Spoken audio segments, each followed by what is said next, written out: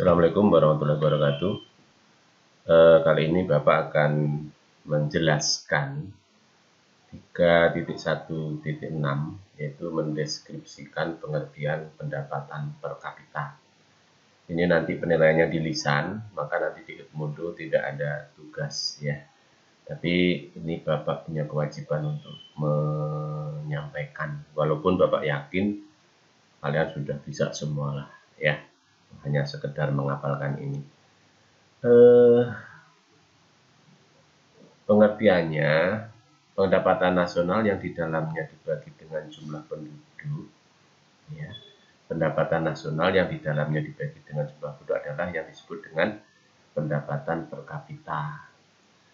Jadi dalam konsep pendapatan per kapita itu gini mudahnya, misalnya ada 2 keluarga, bapak ibunya semuanya bekerja, ya.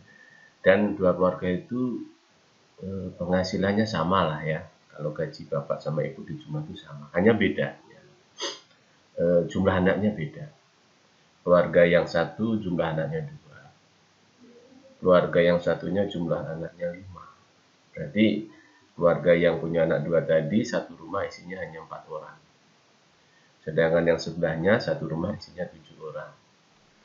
Sehingga kalau mau dirata-ratakan, pendapatan per kepala di rumah itu jelas beda, karena pembaginya yang satu dibagi 4, yang satu dibagi 5 tambah 2, 7. Seperti itulah konsepnya kira-kiranya. Sehingga kalau sebuah negara itu walaupun pendapatan nasionalnya nggak banyak, ya, tapi dia penduduknya juga nggak banyak, lebih sedikit gitu ya, maka negara itu cenderung lebih makmur. Itu ya konsepnya ya, maka pendapatan per kapita ini harus selalu dihitung.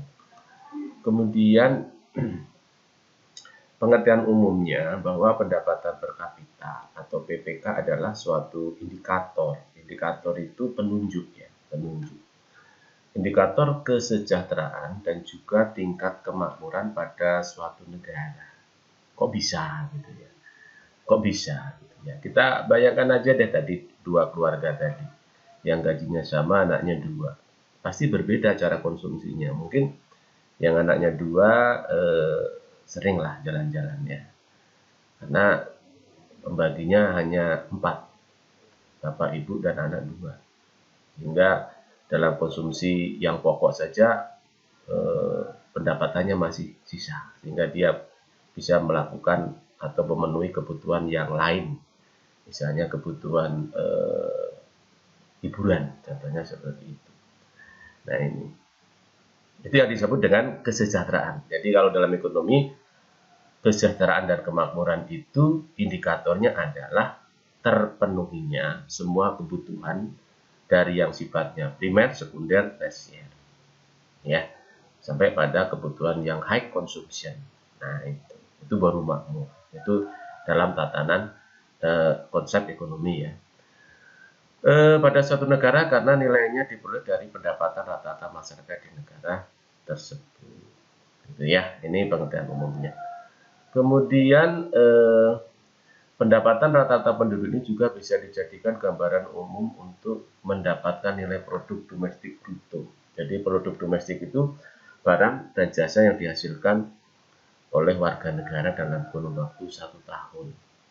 Sehingga misalnya kalau PDB-nya berapa dibagi jumlah penduduk kok kecil, itu bisa diambil suatu kesimpulan bahwa jumlah yang bekerja, jumlah yang menghasilkan PDB itu nggak banyak. Artinya negara itu masih banyak yang belum bekerja. Ya, masih banyak yang belum bekerja. Karena PDB ini barang dan jasa yang dihasilkan warga negara. Suatu misal nih, penduduk kita adalah 260 juta. Yang menghasilkan barang dan jasa itu hanya 50 juta. 50 juta penduduk ya. Terus dibagi 260 juta penduduk, jadi kecil banget. Kalau yang bekerja itu hanya 50 juta. Nah ini, ya, jadi seperti itulah gambarannya ya. Sehingga produk domestik bruto ini kalau dikalikan rupiah, dia menjadikan produk nasional bruto. Kemudian nanti dikurangi dengan warga negara asing, itu menjadi pendapatan nasional. Gitu ya, urutannya seperti itu. Dalam dunia ekonomi, PDB adalah suatu nilai pasar pada semua barang dan jasa yang diterapkan pada suatu negara dalam periode waktu tertentu. Ya. Oke, Bapak kira gitu aja. Untuk nanti kalau memang ada yang mau ditanyakan tentang penjelasan video ini, bisa ditanyakan pada saat Google Meet ya. Terima kasih.